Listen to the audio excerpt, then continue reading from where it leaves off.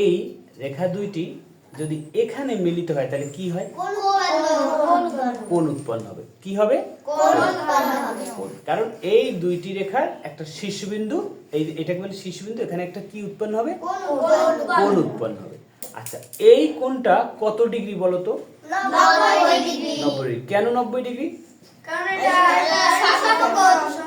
এটা সমকোণ, মানে অর্থাৎ এই যে সরল রেখার উপরে একেবারে লম্বভাবে খাড়াভাবে যে একটি রেখা, এখন এখানে যে যতটুকু জায়গা, এই জায়গাটুকু কত ডিগ্রি? 90 ডিগ্রি। আচ্ছা, এটাকে বলে কি কোণ? সমকোণ। এখন এখান থেকে যদি কমে তাহলে কি কোণ হয় বলো তো? এই দেখো, এটাকে একটু কমিয়ে দিলাম, তাহলে এখানে কি কোণ হচ্ছে? সূক্ষ্মকোণ। আচ্ছা, এটা কত ডিগ্রি? কি বলতো? জানি না কত ডিগ্রি, তবে এটা সূক্ষ্মকোণ। কেন? কারণ চাঁদা দিয়া ধরলে বোঝা যাবে এটা কত ডিগ্রি, তাই না? আচ্ছা, অনুমান কত হতে পারে? 60, 65 বা এরকম হতে পারে। যাই হোক, তাহলে এটা কি কোণ? এটা কি কোণ? সূক্ষ্মকোণ। এখন এটা যদি একেবারে এই লম্বভাবে থাকে তখন এখানে যে কোণ হয় এটাকে বলে 90 ডিগ্রি। আর যখন এখানে এই এদিকে হেলে পড়বে তখন কি হবে? কোণ আরো কি করবে? বাড়বে না কমবে? বাড়বে। তখন এই কোণটাকে কি বলে?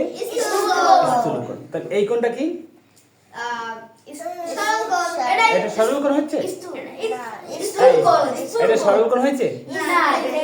কারণ সরল কোণের কত ডিগ্রি? না, এটা কি কোণ? সরল কোণ হচ্ছে? স্থূল কোণ। কারণ এটা স্থূল কোণে আমরা জানি কি 180 কম হবে।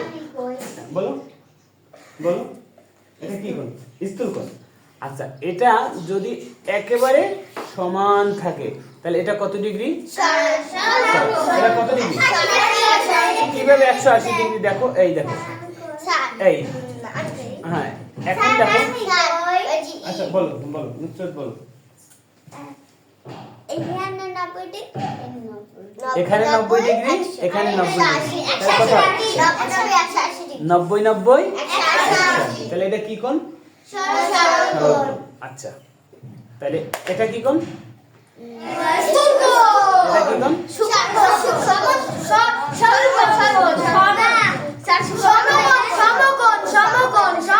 আচ্ছা, ঠিক আছে, বুঝছি। আর এটা আমরা কোণ বুঝতে পারছি?